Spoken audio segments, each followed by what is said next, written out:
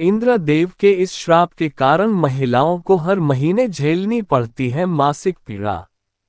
धर्म आज भी हमारे समाज में कुछ ऐसे विषय हैं जिनके बारे में बात करने पर लोग कतराते हैं, जिनमें सभी महिलाओं को हर महीने होने वाली मासिक धर्म भी शामिल है। इसे लेकर कई तरह की गलतफहमियां फैली हुई है। समाज का एक तबका तो मासिक धर्म में रहने वाली महिलाओं को अछूत तक करार दे देता है। जहां इस वक्त महिलाओं को सबसे ज्यादा मानसिक और शारीरिक देखभाल की जरूरत होती है, तो वहीं उल्टा उनके साथ ऐसा व्यवहार किया जाता है जैसे मासिक धर्म कोई लाइलाज बीमारी हो, कोई पाप हो, महिलाओं को मिला कोई श्राप हो। क्यों महिलाओं को ही दिया गया श्राप? लेकिन सवाल है कि क्या वाकई में ये श्राप है? और अगर इसे श्राप कहा भी जाता है, तो ये श्राप महिलाओं को ही क्यों झेलना पड़ा, जबकि असल में इसका जिम्मेदार कोई और ही है? क्या है महिलाओं को मिले इसे श्राप के पीछे का रहस्य और किसके किए गए पापों का प्रायश्चित कर रही है महिलाएं? आज के हम आपको इसी के बारे में बताने जा रहे हैं। जानिए इसके पीछे की पूरी कहानी। दरअसल हिंदू धर्म ग्रंथों के अनुसार महिलाओं को हर महीने होने वाली मासिक पीड़ा के पीछे देवताओं के राजा इंद्र का हाथ है। इंद्र के बारे में अगर आपने पढ़ा होगा तो आपने एक बात समझ आई होगी कि अक्सर मुसीबत वो खुद बुलाते थे, लेकिन समाधान मांगने के लिए वो त्रिदेवों के पास जाते थे। एक ऐसे ही कर्म का समाधान है महिलाओं को मिला मासिक धर्म का श्राप। कथा के अनुसार एक बार देवताओं के गुरु बृहस्पति किसी बात पर देवराज इंद्र से नाराज हो गए थे।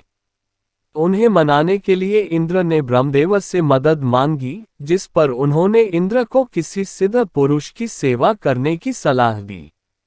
इंद्र ने एक सिद्ध महर्षि की सेवा शुरू कर दी, लेकिन उन्हें ये नहीं पता था कि वो सिद्ध पुरुष राक्षसी प्रवृत्ति का है। क्योंकि उसकी माता एक राक्षसी थी, वो इंद्र की चढ़ाई सारी हवन सामग्री राक्षसों को भेंट कर देता था, जिनसे दैत्यों की ताकत और बढ़ रही थी। मगर जब इंद्र को ये बात पता चली तो इंद्र ने सिद्ध पुरुष का वध कर दिया।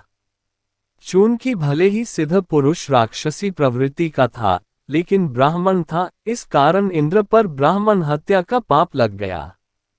इंद्र ने इस पाप से छुटकारा पाने के लिए कई 100 सालों तक तपस्या की, लेकिन कोई उपाय काम नहीं आया, जिसके बाद भगवान विष्णु ने उन्हें अपना पाप 4 हिस्सों में बांटने सलाह दी।